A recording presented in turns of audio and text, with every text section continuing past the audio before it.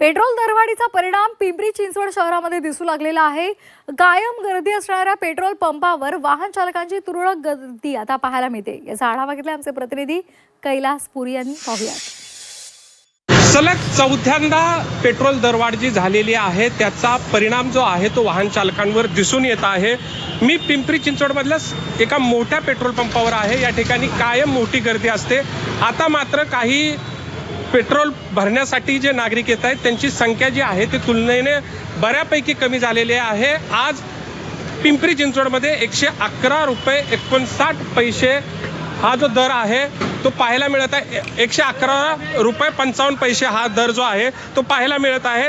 आपल्याबरोबर काही संतप्त नागरिक आहेत, त्यांच्याकडून जाणून घेऊया काय नेमकी त्यांची भावना आहे। काय सांगाल, पेट्रोल चौथ्यांदा त्याची दरवाढ झालेली आहे, काय भावना आहे, काय तुमची मागणी आहे सरकारकडे? सर्वात प्रकारचं सरकारने काय केलं म्हणजे साहेब, एक तर इराण आपल्याला पेट्रोल देते। इराण काय पेट्रोल मोदी काय इराणकडून घेत नाही, ते तिकडून रशिया अमेरिकेकडून मागातलं पेट्रोल घेते। आणि जे काही सरकार आमच्यावरच लागते। मोठ्या वर लादा ना, अडाणी अंबानी त्यांच्याकडून घ्या, अडाणी अंबानीकडून भरपाई करून घ्या। येते जाते सरकार कुणावर लागते?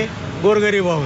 गोरगरीब काम धंदे नाही, नीटचे पेपर लीक होतात, रोड पोरं रस्त्यावर आलेत।